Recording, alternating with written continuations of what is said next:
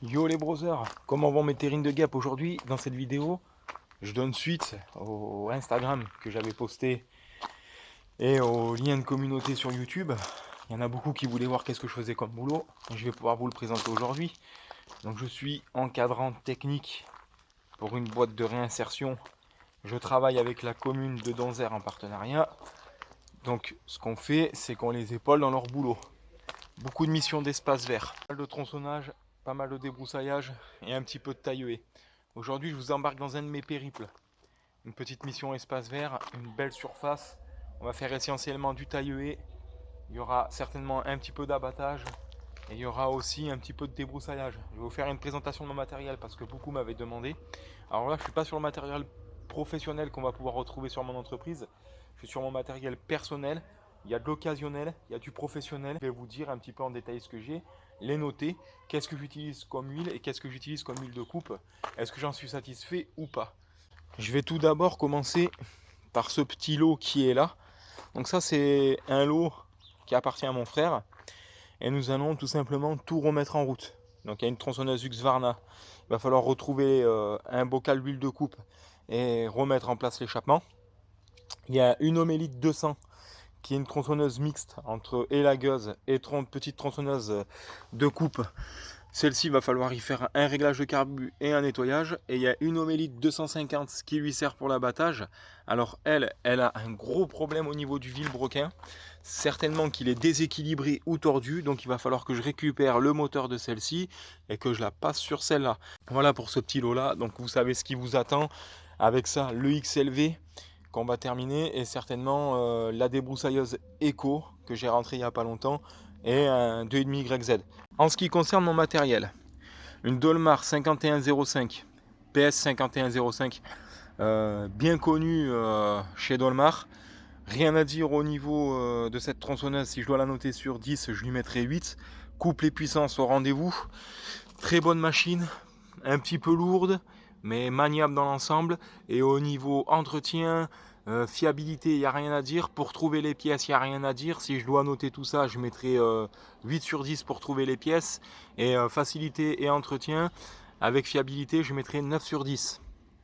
On bascule sur, vous vous rappelez ce petit taille-haie Topcraft que j'avais acheté 60 € neuf. Ça fait maintenant 2 ans que je l'ai, il est plus garanti. Je n'ai eu aucun problème avec celui-ci malgré ce que j'y mets dans la gueule. Le démarrage à froid, temps de chauffe, il n'y en a pas. Je lui mets dans le coco d'entrée. Parfois il m'arrive de négliger mon mélange, il en prend plein la gueule, il bronche pas. Là où je pourrais dire quelque chose de négatif, c'est sur tout ce qui est à l'extérieur. Il est un peu lourd car on est sur du plastique très dur.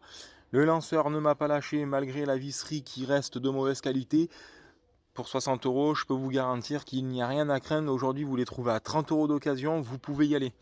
Donc, fiabilité, je dirais 7 sur 10, parce que bon, il arrive à la terme de la garantie en général, c'est là que ça pète, on verra bien par la suite. Facilité d'entretien, 8 sur 10. C'est très facile à entretenir. Pour trouver les pièces, 7,5 sur 10. Sachant qu'on est sur un carburateur Zama 413, vous allez pouvoir les retrouver sur tout ce qui est machine de type Eco et compagnie. Ça, ma petite élagueuse. Alors ma petite élagueuse, c'est pareil, c'est une marque bâtarde, achetée au camion. Eh ben, je peux vous garantir que celle-ci me fait pas défaut. Ça fait 4 ans que je l'ai, elle est toujours là, elle démarre au quart de tour. En termes de fiabilité, 8 sur 10. Pour trouver les pièces, 7 sur 10. Coupe les puissances, c'est un petit peu médiocre. J'ai connu des élagueuses qui répondaient mieux que ça. Alors est-ce que c'est pas dû à un mauvais réglage carburateur? Je ne sais pas. Mais je ne pense pas non plus. Je dirais 7,5 sur 10. On est sur un petit moteur de 25 cm3. Maintenant ma débroussailleuse. Alors ma débroussailleuse, c'est une Dolmar. C'est la MM4. 4 temps. Donc ça, c'est vraiment le top. Parce qu'en termes de nuisance sonore, il n'y a rien à dire. Vous n'allez pas faire chier vos voisins avec ça. Il y a du couple, il y a de la puissance. Vous êtes quand même limité parce que c'est la MS246-4. C'est pas fait pour les gros chantiers. On est sur une tête à fil 4 brins. J'ai une tête aussi Tap & Go en fil 3-5 ronds. Et j'ai l'étoile de ninja qui va me servir à déroncer et la lame qui va me servir à abattre des petits arbres que je déconseille fortement parce que la tête ici n'est pas assez solide. En termes de fiabilité, 10 sur 10, trouver les pièces, 9 sur 10. Il n'y a rien à dire et en termes d'entretien, 8 sur 10. C'est très facile, c'est du 4 temps. Vous n'allez pas être emmerdé avec ce type de machine, je vous le conseille fortement. Maintenant, je vais vous parler des produits que j'utilise. Alors, je suis sur une mille de temps de type Stihl. Donc moi j'utilise que de ça, un mélange à 2,5% avec un stabilisateur. Le mélange est fait 24 heures avant et avant l'utilisation je remue bien mon bidon. J'ai toujours mis du stabilisateur, pourquoi? Pour éviter l'encrassement des membranes de carburateur, le dessèchement de tout ce qui est pipette d'amorçage. Moi pour moi c'est prouvé, ça marche très bien, j'ai toujours fait ça et quand j'hiverne mes machines tout l'hiver, je ne suis pas emmerdé pour le redémarrage. En ce qui concerne l'huile de coupe, j'utilise tout et n'importe quoi ce qui me passe sous les mains. Là, c'est de la BG que vous allez pouvoir trouver très facilement chez Bricomarché. De temps en temps, il m'arrive d'acheter de la bonne huile de coupe de chez Stihl. Ça dépend vraiment toujours de l'utilisation de mes machines. Étant donné que tout n'est pas ici et que j'ai aussi du Stihl et pas mal d'autres machines à vous montrer, je n'utilise certainement pas ce type de produit sur mes machines professionnelles.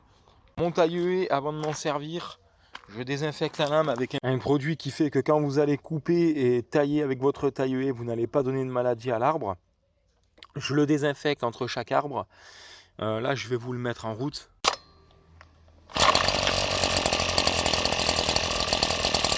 Allons commencer par celui-ci, les gars. Alors, c'est dommage, il est en fleurs. En ce qui concerne la pratique et la technicité, chacun a une façon différente de travailler. Moi, je sais que j'attaque par les côtés et je finis par le haut.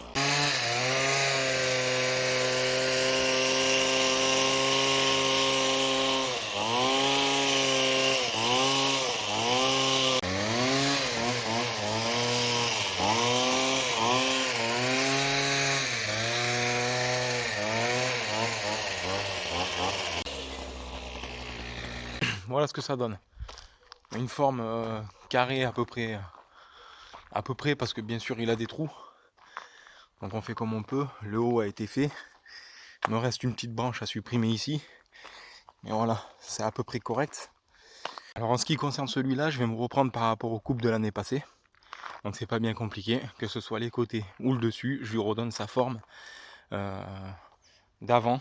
Donc je repars à partir des coupes qui ont été faites à l'origine, donc de la taille d'origine.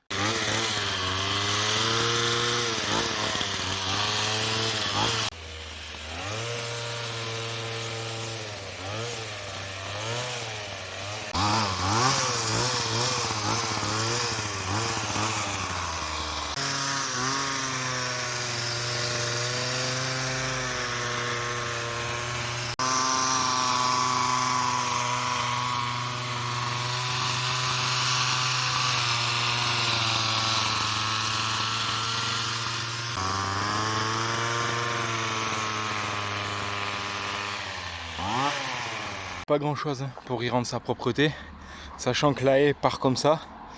Je veux pas rééquilibrer parce que là-bas je risquerais de faire un gros trou.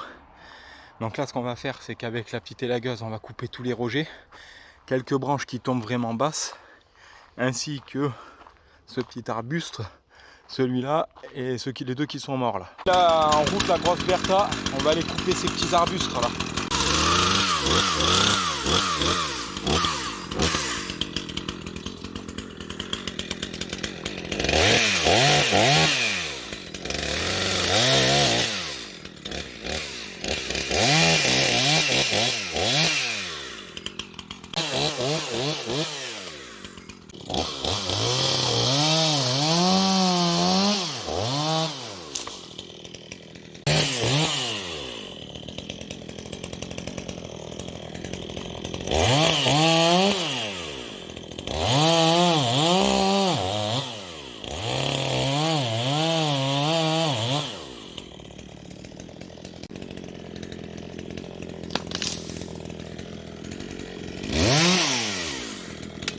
Je vous rappelle, hein, moi je le fais pas, je suis pas un bon exemple. Alors là c'est parce que je suis tout seul.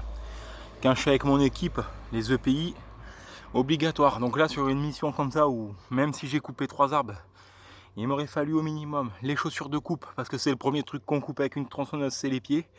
Le pantalon de coupe ou au minimum des guêtres et des gants. Bien entendu on ne travaille pas en basket pantalon comme j'ai fait, même si j'avais le casque pour faire joli. Je vous le rappelle. Sur cette vidéo là, je ne suis pas un exemple, il m'aurait fallu mettre tous mes EPI, ils sont dans la voiture, pour 3 arbres comme ça j'avais la flemme, mais des fois il vaut mieux prévenir que guérir. Surtout que quand tu fais une plaie avec ce type de machine là, crois-moi que tu ressembles plus à un steak haché Bigard qu'autre chose. Donc là maintenant nous allons passer à celui-là. Nous allons lui donner une forme de boule. Je vais finir de couper les deux souches pour pas trop qu'elle dépasse de terre. Ce qui est taille des rejets, je vais utiliser aussi le taille-haie. Je vous explique pourquoi. Parce que des fois avec mon élagueuse, il m'arrive de faire péter l'écorce. Et vu que c'est entre la première écorce et l'écorce de l'année d'avant que la sève monte dans les feuilles, quand vous faites ça, vous lui faites une belle cicatrice. Donc il est obligé de séver pour penser ce que vous lui avez fait. Ça avance très bien. On coupe de tout ce qui est branches mortes sur toutes les arbres avec les rejets. La petite élagueuse qui est là. Donc je vous ai pas tout filmé parce que sinon la vidéo va faire 3 plombes. Sachant qu'il va y avoir une deuxième partie. Lui, eh ben, il est parfaitement rond. Il est même très joli. On dirait le teston de CTLM. D'ailleurs, dédicace à Stéphane. Si tu veux venir le fumer, c'est maintenant. Voilà. Quelques petites branches à couper sur celui-là là-bas. Là, celles du bas qui sont mortes. C'est dommage que l'arbre se concentre à vouloir les soigner. Puis ça fait pas joli de toute façon. Bon ben voilà pour cet épisode. Une petite vidéo bien sympa que j'avais envie de partager avec vous. Une autre se fera sur mon chantier avec les gars. J'attends l'accord de ma hiérarchie parce que je rappelle que ce n'est pas mon entreprise. Donc bon, en espérant que cette vidéo vous fasse plaisir, c'était la partie 1. Elsa et Cousinoc vous dit à bientôt pour de nouvelles aventures.